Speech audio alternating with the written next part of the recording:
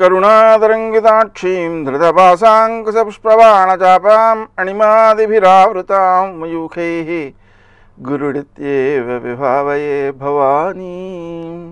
గ్రహముల యొక్క ప్రభావాలు మనం ముందుగా తెలుసుకోవడం ద్వారా ఏమవుతుంది అంటే, రోడ్డు మీద రాళ్ళు ఉంటాయి, గోతులు ఉంటాయి, ముళ్ళు కూడా ఉండొచ్చు. దీపం చేతిలో ఉంటే అవి చూసుకుంటూ నడుస్తాం, తప్పుకుని ముందుకు పెడతాం. నీళ్లున్నాయి చెరువులో, మెట్ల నిండా పాకుడు ఉంది, మనకి తెలియదు, అడుగులు వేసాం. తెలియకుండా వేసినప్పుడు పడేదాని దెబ్బ గట్టిగా ఉంటుంది.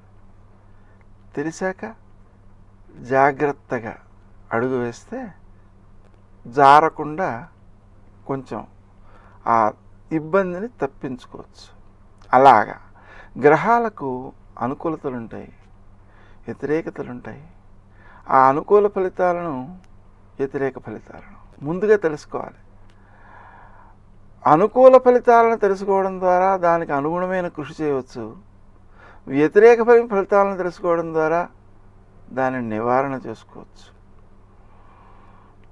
మీలో ఎవరైనా ఈ నివారణలు చేసుకుని, ఆ జపాదులు చేసుకుని దానివలన మంచి ఫలితాలను పొంది ఉన్నట్లయితే కామెంట్స్లో రాయండి.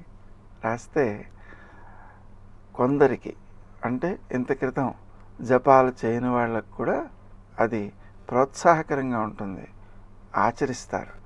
వారు మీ వలన ఆచరిస్తే మీకు కూడా కొంత పుణ్యం దక్కుతుంది.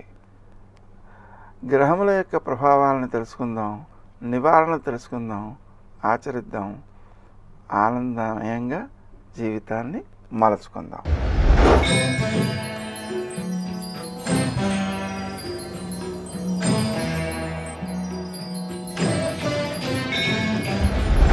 కర్కాటక రాశి. ఈ రాశి వారు కొంతవరకు ఖర్చులను నియంత్రించుకోవాల్సిన అవసరం ఉంది. ఎక్కువ ఖర్చు అయ్యే అవకాశాలు ఉన్నాయి. అలాగే మాట్లాడే తీరులో ఎదురు వాళ్ళకి అపార్థాలు వచ్చే అవకాశాలు ఉన్నాయి. తక్కువగా మాట్లాడాలి, ఎక్కువగా ఆలోచించాలి, ఎక్కువగా పనిచేయడానికి ప్రయత్నం చేయాలి. అయితే ఈ ఖర్చులను నియంత్రించుకోవడం కోసం తాము స్వయంగా ఖర్చు పెట్టకుండా ఉండడం మంచిది. అలాగే మనకు అనుకూలమైన ఫలితాలు రావడం కోసం సుమంతో శ్రీ కార్తవీర్యార్జునాయ నమః అనే మంత్రాన్ని జపించుకోవడం మంచిది. సంతాన వర్గంలో కొన్ని చికాకులు ఎదురయ్యే అవకాశం ఉంది. వాటిని అధిగమించడం కోసం ప్రతిరోజు కూడా ఆలయంలో పెరుగు అభిషేక నిమిత్తమై ఇవ్వడం మంచిది. పంచామృతాలు ఇవ్వడం ఇంకా మంచిది. పంచామృతాలంటే ఆవు పెరుగు, ఆవు పాలు, ఆవు నెయ్యి, తేనె మరియు బెల్లం వేయడం మంచిది. ఆ విధంగా వాటిని వినియోగించడం ద్వారా సంతాన వర్గంలో అభివృద్ధికి అవకాశాలు మెరుగవుతాయి. సజ్జన సాంగత్యం ఏర్పడుతుంది. సజ్జనులు మీకు ఉపకరిస్తూ ఉంటారు. స్నేహ సంబంధాలు వృద్ధి చెందుతాయి. వృత్తి స్థానంలో మీరు చేసేటువంటి పనులు సానుకూల ప్రభావాన్ని చూపిస్తాయి, ఎదుటివారికి మేలు చేస్తాయి, తద్వారా మీ గౌరవాన్ని పెంపొందిస్తాయి. అంతేకాకుండా మీరు అతి జాగ్రత్తగా వ్యవహరిస్తూ ఇతరులకు మేలు చేయడం అనేటువంటి లక్ష్యానికి దూరం జరగకుండా ఉండడం వలన మీ ఆధ్యాత్మిక ప్రగతి త్వరితంగా వృద్ధి చెందుతుంది.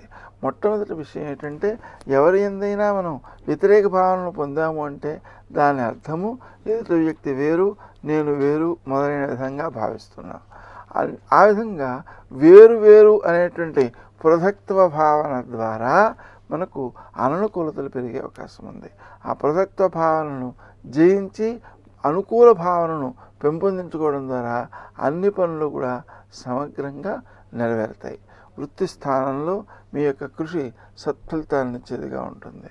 అలాగే మీ యొక్క కృషిలో లోపాలు ఏమైనా ఉన్నట్లయితే ఆత్మీయులతో సంప్రదించి వాటిని సంరక్షించుకోవాలి తప్ప మనం ముఖ్యమైనటువంటి కార్యక్రమాలను వాయిదా వేయడం మాత్రం పనికిరాదు. స్నేహ సంబంధాలు వృద్ధి చెందుతాయి.